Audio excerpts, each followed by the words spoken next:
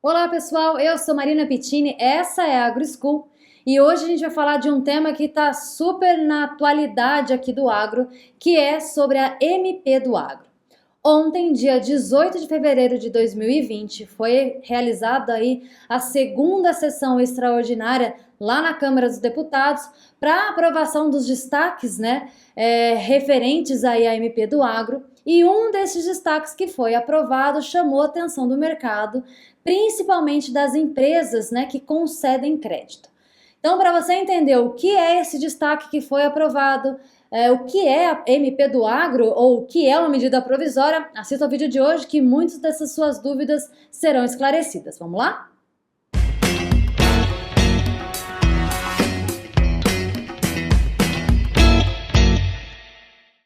Então a gente vai falar aqui hoje sobre a medida provisória 897 de 2019, mais conhecida por MP do Agro. Mas antes de falar sobre essa MP propriamente dito, vamos entender o que é uma medida provisória? A gente às vezes fica aqui repetindo termos, sem muitas vezes entender o que significa.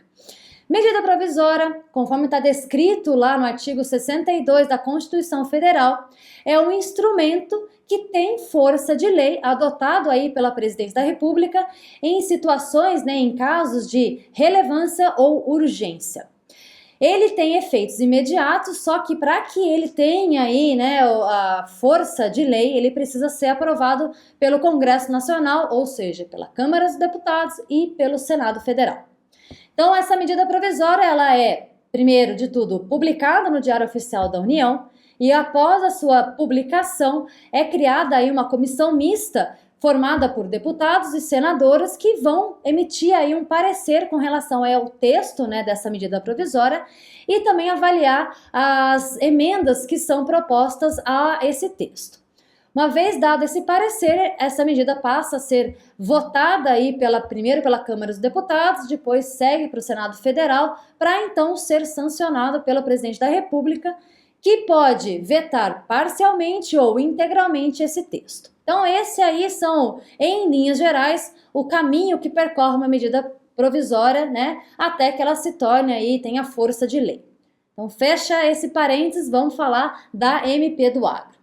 A MP do Agro, ela faz coro aí a uma necessidade do mercado que para aumentar o financiamento para a cadeia do agronegócio, tanto vindo desde lá do produtor rural até as demais empresas que formam aí a cadeia do agronegócio, pegando o conceito amplo de cadeia agroindustrial.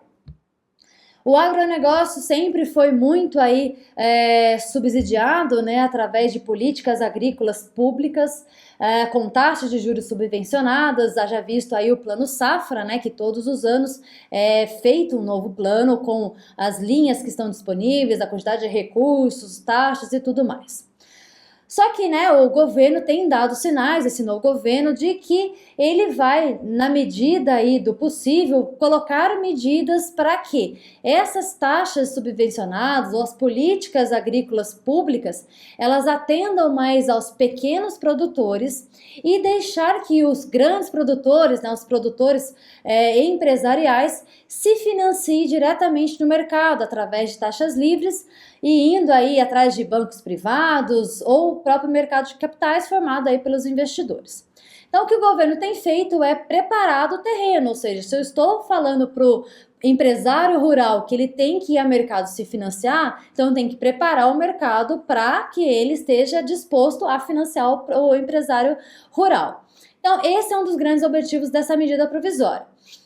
O que ela visa, que através da ampliação da concorrência, que você tenha uma taxa de juros menor, uma ampliação dessas linhas disponíveis aí no mercado e melhoria, nas garantias ofertadas pelos produtores ou pela cadeia do agronegócio para que traga mais segurança para as empresas, para as iniciativas privadas ou os investidores que estejam dispostos aí a financiar o agronegócio. Então, esse arcabouço de medidas aí, que está dentro da MP do Agro, podem ser divididos em 3 grandes grupos. Esses 3 grandes grupos, vou ler aqui para vocês, que tem muitos detalhes. O primeiro grande grupo é o chamado de estímulo, né, a redução dessas taxas de juros por meio da ampliação e da melhoria das garantias, né, oferecidas em operações de financiamento rural. Então, 3 delas que a gente pode destacar aqui. A primeira delas é o Fundo de Aval Fraterno, que teve o seu nome alterado aí para Fundo Garantidor Solidário, Patrimônio de Afetação e a CIR, né, que é a Cédula de Imóvel Rural. Depois a gente tem o segundo grande grupo, que é a expansão do financiamento do agronegócio com recursos livres por meio do mercado de capitais. Então a gente vê aqui mudanças na CPR, nos títulos do agronegócio, né, que é o CDAWA, o CDCA, CRA, LCA e outros títulos bancários. E o terceiro grande grupo, que diz respeito à alocação e concorrência, né, no mercado do crédito rural, como, né, 2 medidas, que é equalização das taxas de juros, né, para os agentes do mercado, não ficando apenas aí para os bancos públicos, e subvenção para a construção de armazéns por empresas cerealistas. A ideia desse vídeo aqui não é detalhar cada uma delas, mas se vocês quiserem que eu entre nos detalhes e explique o que é esse fundo garantidor, o que é esse a CIR, né, esse patrimônio de afetação, entre outros, comentem aqui no vídeo que daí eu vou gravar vídeos mais curtinhos explicando cada um deles, tá bom? A ideia aqui hoje é entender que pé que nós estamos com relação à MP do Agro. Então, fazendo aqui uma breve cronologia, a MP do Agro ela foi publicada no Diário Oficial da União no dia 2 de outubro de 2019 e recebeu 349 emendas que foram aí analisadas por essa comissão mista, conforme eu mencionei aqui no início desse vídeo. No dia 4 de dezembro de 2019, a comissão mista aprovou, né, o relatório, né, dessa MP e acabou convertendo a medida provisória num projeto de lei número 30 de 2019 e ele foi aí submetido, então, né, levado para a votação no plenário da Câmara dos Deputados. No dia 11 de fevereiro, agora, semana passada, né, de 2020, foi aprovado o texto base na Câmara dos Deputados e ocorreram aí mais 2 sessões extraordinárias que era justamente para votar os destaques, né, ou que a gente pode chamar dos pontos mais polêmicos dessa medida provisória, que foi aí nos dias 17 e 18, né, ontem, que foi a segunda sessão extraordinária. Então, dito tudo isso, entendido que pé que nós estamos hoje, vamos chamar a atenção com relação a esse ponto, né, que eu trouxe aqui no comecinho do vídeo, que está gerando aí um burburinho no mercado, que faz referência ao ponto da CPR. Lembrando que esse texto agora vai ser submetido à votação do Senado Federal. Esse ponto que faz referência à CPR é com relação a 2 parágrafos que foram excluídos do texto, que diziam respeito, primeiro, né, que a CPR não poderia estar sujeita aos efeitos da recuperação judicial e, segundo, que os produtos rurais vinculados a essa CPR não poderiam ser considerados bens de capital essenciais aí à atividade do empresário rural, ou seja, do emitente dessa CPR. E o que significa isso na prática, né? Traduzindo isso aqui em miúdos. Que o produtor rural, que se torna aí um empresário rural e que entre num processo de recuperação judicial, ele poderá alegar, né, que a sua produção rural ela é um bem essencial para a manutenção da sua atividade rural. E que impacto que isso traz aí para os credores, ou seja, aqueles que têm esse título de crédito, né, têm essa garantia vinculada a esse título de crédito.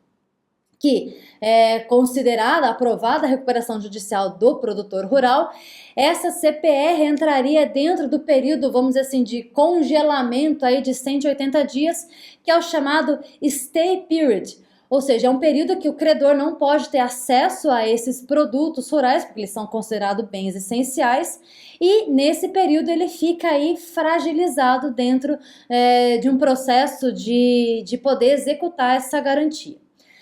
Qual é o ponto de atenção? É que para o mercado de quem justamente quer conceder crédito, que é a iniciativa privada, os bancos, as tradings, as químicas, revendas, distribuidoras, cerealistas, seja quem for, e o mercado de capitais, ou seja, os investidores, vão se sentir menos seguros, né, com relação a esse instrumento que até então era um forte instrumento que traria aí mais segurança ao mercado. E isso acaba indo na contramão do que justamente se propõe a MP do Agro, né, que é trazer mais segurança para a iniciativa privada.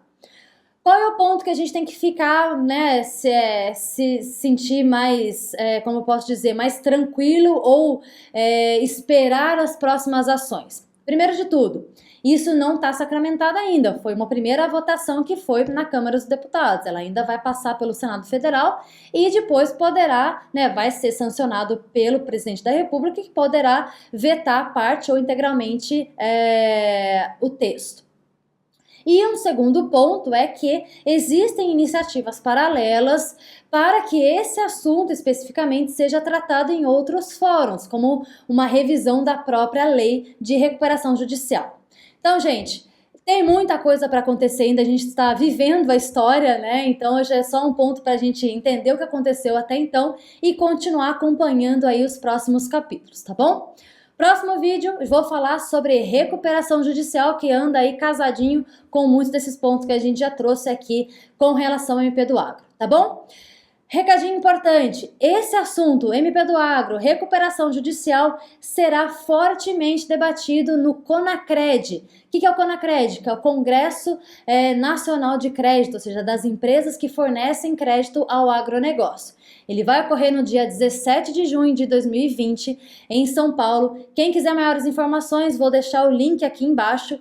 E quem fizer a inscrição para poder participar do congresso e utilizar o cupom AgroSchool15, terá aí 15% de desconto na sua inscrição, tá bom? Então, aproveita, já vai se familiarizando com os assuntos, porque todos eles serão objetos de muito debate lá no CONACRED, tá bom? Então, vejo vocês no próximo vídeo e lá no CONACRED também. Abraço, gente. Até mais. Tchau, tchau.